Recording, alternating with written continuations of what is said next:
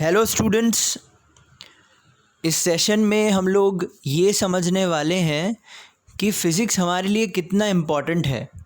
Y are we studying physics subject in our 11th-12th science syllabus? Is it really necessary to study this subject? तो उसका जवाब समझने से पहले हम लोग को ये लर्निंग प्रोसेस समझनी पड़ेगी। जब तक किसी सब्जेक्ट के लिए हमारा डेडिकेशन नहीं निकलता, हम पैशनेटली उसको समझना या रीड करना या लर्न करना स्टार्ट नहीं करते, तब तक हमारा रिज़ल्ट उसमें प्रॉपर नहीं आता। जितना हमारा टैलेंट या कैलिबर होता है उसके कंपैरिजन में अगर कहीं पे भी हमारा रिज़ल्ट नहीं निकल रहा है या नहीं आ रहा है या सब्जेक्ट हमें डिफ़िकल्ट लग रहा है, तो इसका मतलब ये हुआ कि हमारी लर्निंग प्रोसेस ठीक नहीं है। तो लर्निंग प्रोसेस ठीक करने के लिए, डेडिकेशन बढ़ाने के लिए हम लोग को किसी भी सब्जेक्ट के लिए या किसी भी नई थियरी को पढ़ने के लिए 3 क्वेश्चन दिमाग में जनरेट होने चाहिए। हम फिज़िक्स पढ़ना अगर स्टार्ट करते हैं तो उसके रिलेटेड हम इन 3 बातों को आज इस सेशन में डिस्कस करने वाले हैं। The very first thing is,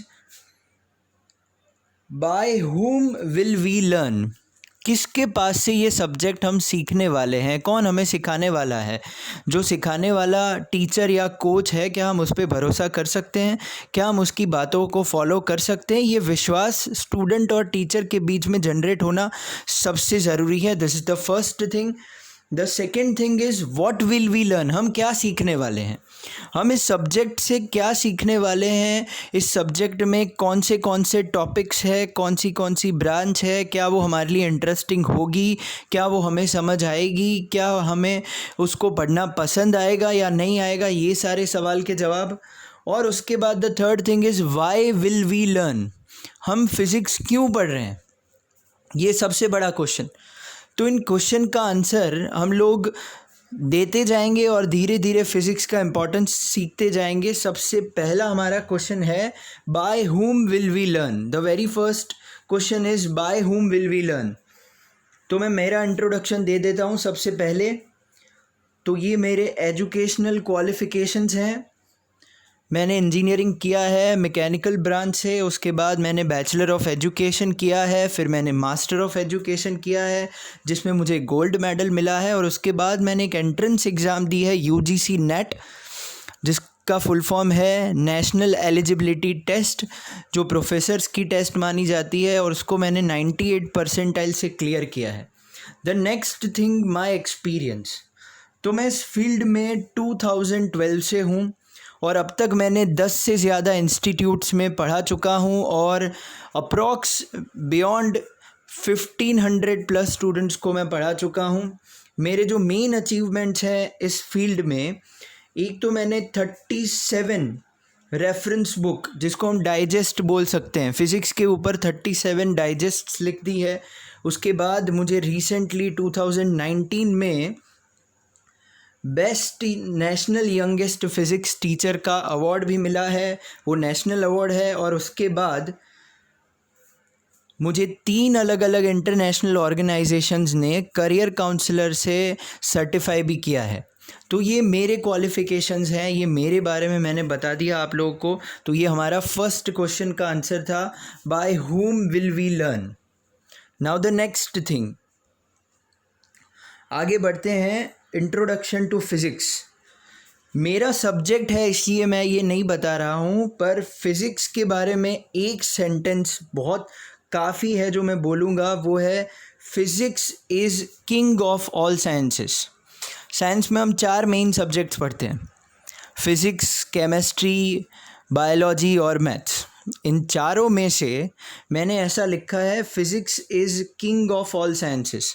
of course ये मेरा सब्जेक्ट है, इसलिए मेरा लव तो है ही फिज़िक्स के लिए, पर मैं इसको रीज़न के साथ एक्सप्लेन करूँगा कि क्यों फिज़िक्स के लिए ही मैंने ये सेंटेंस यूज़ किया है।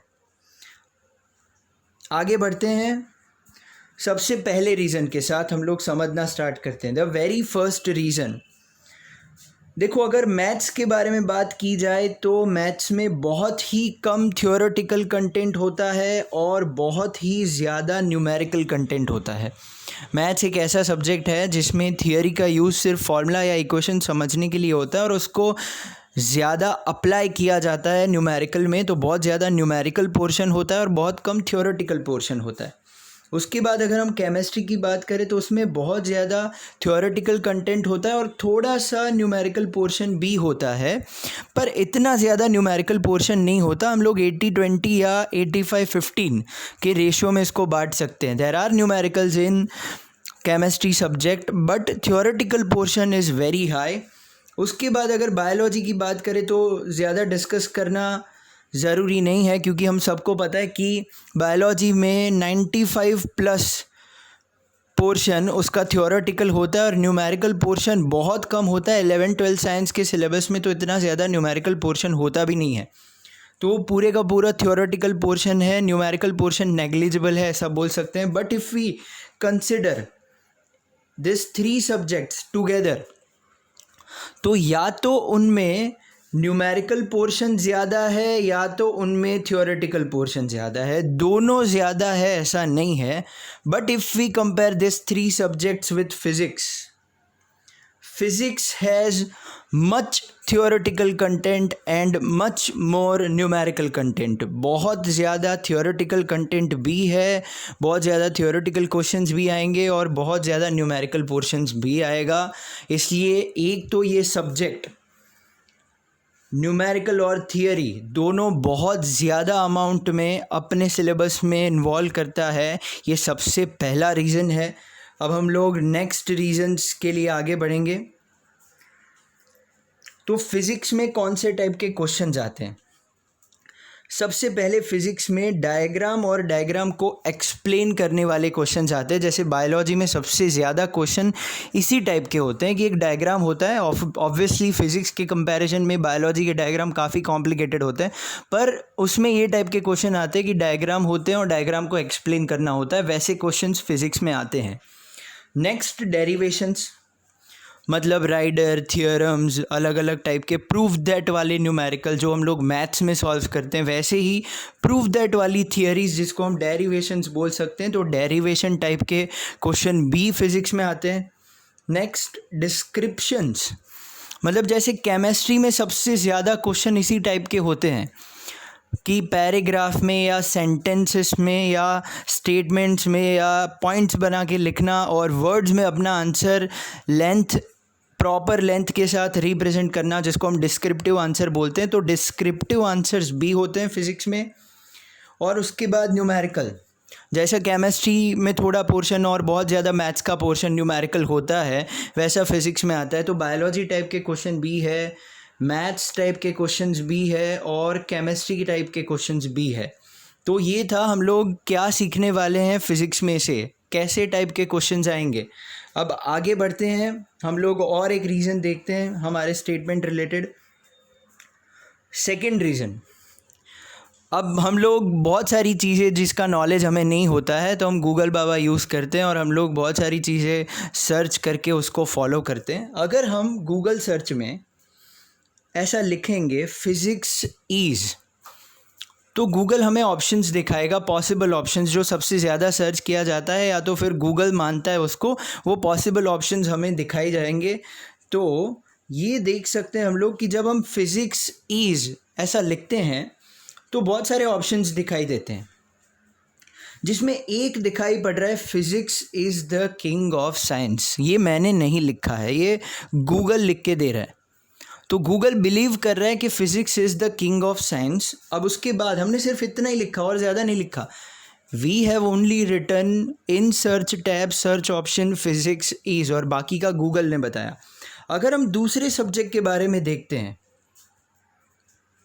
जैसे कि मैं लिखूँ मैथ्स इज़, जैसे मैंने लिखा मैथ्स इज़, तो गूगल बताएगा इतने ऑप्शंस जिसमें मैथ्स का इंपॉर्टेंस दिख रहा है। Maths is also a very important subject, पर कहीं पे ये नहीं दिख रहा है maths is king of science, ऐसा गूगल ने लिख के नहीं दिया है।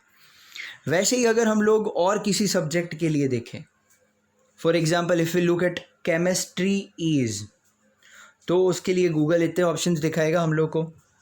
इन ऑप्शंस में भी केमिस्ट्री बहुत ज़्यादा इंपॉर्टेंट सब्जेक्ट है ऐसा रिप्रेजेंट हो रहा है, पर ऐसा नहीं लिखा है कहीं पे भी chemistry is the king of science. और लास्ट बचा बायोलॉजी। तो अगर बायोलॉजी के लिए हम लोग टाइप करते हैं गूगल पे बायोलॉजी इज़, तो हमें बायोलॉजी के लिए गूगल इतने ऑप्शंस दिखाता है। इसमें भी दिखाई दे रहा है कि बायोलॉजी बहुत ज़्यादा इम्पॉर्टेंट सब्जेक्ट है, पर कहीं पे ये नहीं लिखा है कि biology is the king of all sciences. तो इसका मतलब ये दो रीज़न हम लोगों ने देख लिए। सबसे पहला रीज़न था कि सिलेबस कैसा होता है फ़िज़िक्स का, फ़िज़िक्स में न्यूमेरिकल कितना होता है, फ़िज़िक्स में थ्योरी कितनी होती है, तो बाकी सारे सब्जेक्ट के कंपैरिजन में हैवी कंटेंट है फ़िज़िक्स में। इसलिए सबसे पहला रीज़न होता है ये कि क्यों हम लोग ऐसा मानते हैं कि physics is king of all sciences. दूसरा रीज़न हमने गूगल के तरफ से भी देख लिया, जिसमें गूगल ने ऐसा रिप्रेजेंट किया है कि physics is the king of science, जो हम लोगों ने देखा यहाँ पे। अब और एक रीज़न मैं तुम लोगों को देता हूँ कि क्यों हम फिज़िक्स को किंग मान सकते हैं साइंस का, और ये सबसे इम्पॉर्टेंट रीज़न है हमारे लिए। सबसे इम्पॉर्टेंट रीज़न ये है कि हम क्यों फिज़िक्स को साइंस का किंग समझ सकते हैं। सबसे बड़ा रीज़न है ये। तो देखो यहाँ पे हम लोग को दिखाई पड़ रहा है कि हम अगर 12th स्टैंडर्ड में, जैसा हमारा आगे एक क्वेश्चन था why will we learn physics, ये उसका आंसर है। हम फिज़िक्स क्यों सीख रहे हैं, क्यों ज़रूरी है फिज़िक्स। तो जैसा हम लोग को अभी दिखाई दे रहा है, हमारे पास PCM मतलब फिज़िक्स केमिस्ट्री मैथ्स ए ग्रुप जिसको हम बोलते हैं, ए ग्रुप के साथ अगर हम आगे बढ़ते हैं तो हमारे लिए फ़िज़िक्स क्यों ज़रूरी है उसको मैं एक्सप्लेन कर रहा हूँ। सबसे पहले BE और BTech, ये एक ऑप्शन होता है कि हम 12th के बाद इसको सिलेक्ट कर सकते हैं। BE का फुल फॉर्म होता है बैचलर ऑफ इंजीनियरिंग, BTech का मतलब होता है बैचलर ऑफ टेक्नोलॉजी। ये दोनों के दोनों इंजीनियरिंग ही कंसिडर करते हैं। और याद रखो कि इंजीनियरिंग की कोई भी ब्रांच फिज़िक्स के बगैर पॉसिबल नहीं है। No branch of engineering can be developed without using physics concepts. तो इंजीनियरिंग, जिसका इंजीनियरिंग पावरफुल है या जो इंजीनियरिंग में जाना चाहता है, उसका फ़िज़िक्स बैकग्राउंड पावरफुल होना ज़रूरी है। तो इंजीनियर्स, फ्यूचर इंजीनियर्स ये याद रख ले कि फ़िज़िक्स के बगैर इंजीनियरिंग अच्छे से ख़त्म नहीं हो सकता। उसके बाद next, this is BArch is bachelor of आर्किटेक्चरिंग। तो आर्किटेक्चर, अच्छा आर्किटेक्चर बनना है तो उसके भी सिलेबस में फ़िज़िक्स के काफ़ी कॉन्सेप्ट यूज़ किए जाएंगे, बहुत ज़्यादा कॉन्सेप्ट्स। तो ये भी एक रीज़न है कि फ़िज़िक्स ज़रूरी है। The next is bachelor of designing. तो बैचलर ऑफ डिज़ाइन, जैसे सेप्ट एक यूनिवर्सिटी है, UID यूनिवर्सिटी है, बहुत सारी अच्छी अच्छी यूनिवर्सिटीज़ है जिसमें इंटीरियर डिज़ाइन, प्लानिंग डिज़ाइन, बहुत सारे अलग अलग टाइप के डिज़ाइंस के कोर्स सीखे जाते हैं, पर उसके सिलेबस में भी फ़िज़िक्स आता है। तो फिज़िक्स से पीछा छूटेगा नहीं 12th के बाद। उसके बाद होता है BSc, बैचलर ऑफ साइंस, मतलब प्योर साइंस। जो हमने 11th-12th में पढ़ा है उसके बहुत ज़्यादा डिटेल में जाके देखना है हम लोग को। जैसे हमने 8, 9, 10th में पढ़ा था, तब भी न्यूटन के लॉज आते थे, न्यूटन्स लॉज ऑफ मोशन देखे जाते थे।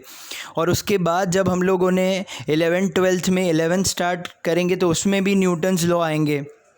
जो 12th में है उनको पता है न्यूटन्स लॉ हमने सीखे हुए, जो 8, 9, 10th के कंपैरिजन में थोड़े ज़्यादा डिटेल में सीखे जाएंगे। वैसे ही अगर हम लोग BSc ऑप्ट करते हैं, बैचलर ऑफ साइंस, तो 11th-12th के कंपैरिजन में और ज़्यादा डेप्थ में हम लोग को जाना है हर सब्जेक्ट में।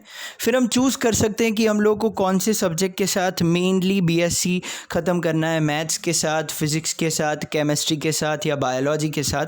वो हमारे इंटरेस्ट पे डिपेंड करता है, पर उसमें भी एज कंपलसरी सब्जेक्ट फ़िज़िक्स पढ़ना पड़ेगा। उसके बाद नेक्स्ट करियर ऑप्शन होता है NDA। The full form of this is national defence academy. इसमें हम लोग कंट्री को सर्व कर सकते हैं। इसके लिए ये जो NDA, नेशनल डिफेंस एकेडमी, खुद एक एंट्रेंस टेस्ट लेता है जिसका नाम भी NDA ही होता है। उस रिटन टेस्ट में क्लियर होने के बाद बहुत सारे राउंड्स होते हैं। उन राउंड को क्लियर करने के बाद इसमें हम लोग को एडमिशन मिलता है। पर रिटन टेस्ट के लिए भी फ़िज़िक्स बहुत ज़रूरी है, और NDA में एडमिशन होने के बाद भी जितने रिटन सब्जेक्ट्स आते हैं उसमें भी फ़िज़िक्स आता है, उसमें भी फ़िज़िक्स बहुत ज़रूरी है। The next career option is B.Pharm, bachelor of pharmacy. इसके भी इनिशियल सिलेबस में, मतलब ऐसा समझ सकते हैं कि 1 साल के या 1.5 साल के सिलेबस तक फ़िज़िक्स का नॉलेज लेना पड़ेगा। फ़िज़िक्स के बेसिक्स हम लोग को सिखाए जाएंगे। तो ऐसा नहीं है कि 11th-12th में हम लोगों ने फ़िज़िक्स समझ लिया, फ़िज़िक्स सीख लिया तो काम ख़त्म हो जाएगा, फ़िज़िक्स का पीछा छूट जाएगा। फ़िज़िक्स का बेसिक अगर इस स्टैंडर्ड्स में नहीं समझा होगा तो आगे जाके हम लोग को और ज़्यादा प्रॉब्लम होगा, क्योंकि वो और ज़्यादा डेप्थ में आएगा। जैसे अभी 8th-9th में हम लोगों ने नॉर्मल जो ईज़ी साइंस था उसको इग्नोर किया था या रट्टा मार के पास किया था। तो उसके जो बेसिक्स हैं वो आज जब हम लोग 11th-12th में पढ़ेंगे या पढ़ने वाले हैं या जो पढ़ चुके हैं, वो और ज़्यादा डिफ़िकल्ट लगते हैं, क्योंकि उसका जो बेस नॉलेज होता है वो हमारे पास नहीं है। वैसे ही जब हम बैचलर्स में ये सारे स्टडीज़ को फॉलो करेंगे, उसमें 11th-12th का बेसिक बहुत ज़्यादा काम लगेगा।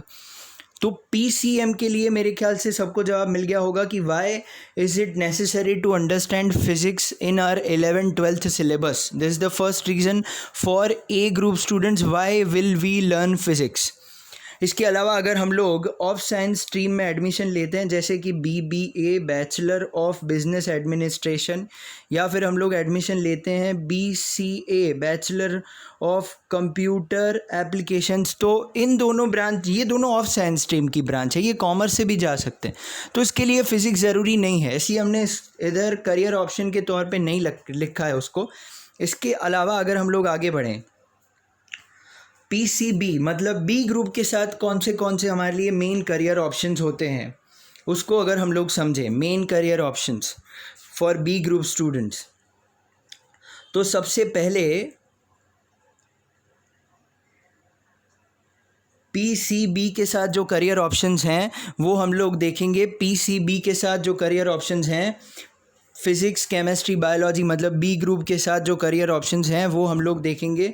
तो सबसे पहला MBBS bachelor of medicine, bachelor of surgeon, दवाई देने वाले डॉक्टर बनना हो या ऑपरेशन करने वाला डॉक्टर बनना हो, सबसे पहले बेसिक्स MBBS करना पड़ता है। और उसमें MBBS में सबसे पहले साल में जो सिलेबस होता है उसमें फ़िज़िक्स का थोड़ा बेसिक्स पढ़ना बहुत ज़रूरी है, तो वहाँ पे भी फ़िज़िक्स आएगा। उसके बाद next is BDS bachelor of dentistry science, dentist बनने के लिए जो पढ़ाई करेंगे हम लोग उसमें भी फ़िज़िक्स आएगा, तो फ़िज़िक्स उसमें भी हमारा पीछा नहीं छोड़ेगा। उसके बाद नेक्स्ट ऑप्शन होता है BAMS bachelor of Ayurvedic medical science, Ayurvedic doctor बनने के लिए जो हम पढ़ाई करेंगे उसके भी फर्स्ट ईयर में फ़िज़िक्स पढ़ना पड़ेगा। Next is BHMS bachelor of homeopathy medical science, इसके लिए भी फ़िज़िक्स काफ़ी ज़रूरी है। फर्स्ट ईयर में physics as a small subject आएगा जिसमें उसका बेसिक्स लेना ज़रूरी है। उसके बाद BSc, ये तो हमने वैसे भी PCM में जब हम लोगों ने आगे करियर ऑप्शंस दिखाए उसमें हम लोगों ने डिस्कस किया कि क्यों हम लोग बैचलर ऑफ साइंस BSc के लिए भी हमारे लिए फ़िज़िक्स ज़रूरी है, क्योंकि हम कोई भी स्पेशलाइजेशन के साथ जाते हैं। अगर हम BSc बायोलॉजी के साथ करते हैं तो हमारे पास अलग अलग टाइप के ऑप्शंस होते हैं, जैसे बायोटेक्नोलॉजी लेना या एग्रीकल्चर के अंदर BSc ख़त्म करना, या ऐसे बहुत सारे स्पेशलाइजेशंस होते हैं। पर उन सब में फ़र्स्ट ईयर में एज ए कंपलसरी सब्जेक्ट हम लोग को फ़िज़िक्स पढ़ना पड़ता है। उसके बाद नेक्स्ट है BMLT bachelor of medical lab technology, जो लेबोरेटरी होती है जिसमें अलग अलग इंस्ट्रूमेंट्स होते हैं, जिसमें ब्लड टेस्ट किया जाता है या अलग अलग टाइप के बॉडी के सेल्स के रिलेटेड टेस्ट किए जाते हैं, वो मशीन्स पे किए जाते हैं। और मशीन बनाने वाला इंजीनियर है और इंजीनियर के पास फ़िज़िक्स का नॉलेज होना ज़रूरी है। फिर जो डॉक्टर बनता है उस डॉक्टर को भी अगर उस मशीन को रन करवाना है, उसको यूज़ करना है, तो उसके पास भी फ़िज़िक्स का नॉलेज होना ज़रूरी है। तो BMLT bachelor of medical lab technology course के लिए भी फ़िज़िक्स बहुत ज़रूरी होता है। उसके बाद BPT बैचलर इन फिजियोथेरापी, इसके फर्स्ट ईयर के सिलेबस में भी काफ़ी फ़िज़िक्स आएगा। उसके बाद बैचलर ऑफ नर्सिंग, नर्सिंग के फर्स्ट ईयर के सिलेबस में भी शायद 1.5 साल के सिलेबस तक काफ़ी फ़िज़िक्स आएगा। उसके बाद है BVSC-AH bachelor of veterinary science and animal husbandry, मतलब यहाँ पे हमें एनिमल के रिलेटेड काफ़ी सारी पढ़ाई करनी है, पर इसके फर्स्ट ईयर के सिलेबस में भी थोड़ा फ़िज़िक्स है। तो कहने का मतलब ये है कि कोई ऐसी साइंस को लेके कोई ऐसी ब्रांच नहीं है जहाँ पे हमें फ़िज़िक्स का यूज़ ना करना पड़े। तो काफ़ी सारे बच्चों को ये नॉलेज नहीं होता है कि क्यों हम 11th-12th साइंस के सिलेबस में फ़िज़िक्स को पढ़ते हैं।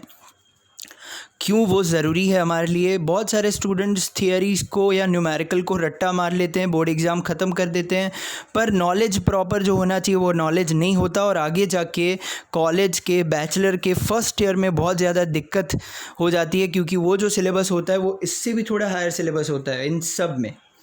तो हम ए ग्रुप ले या बी ग्रुप ले, फ़िज़िक्स इसलिए दोनों ग्रुप के लिए कॉमन सब्जेक्ट है क्योंकि दोनों के सिलेबस में आगे जाके कोई भी फील्ड हम लोग चूज़ कर रहे हैं उसमें फ़िज़िक्स आने वाला है। तो आई होप तुम लोग को अपने तीनों क्वेश्चन के आंसर मिले होंगे। कौन से थे हमारे मेन 3 क्वेश्चंस?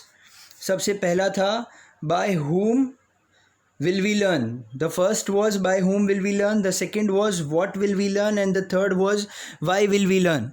हम लोग क्यों पढ़ने वाले हैं उसका आंसर हम लोगों ने अलग अलग आगे जाके जो करियर ऑप्शंस हैं उससे दिया है। By whom will we learn उसका आंसर मैंने अपने इंट्रोडक्शन से दिया है, मेरे क्वालिफ़िकेशन एक्सपीरियंस से शायद तुम लोग को पता चला हो।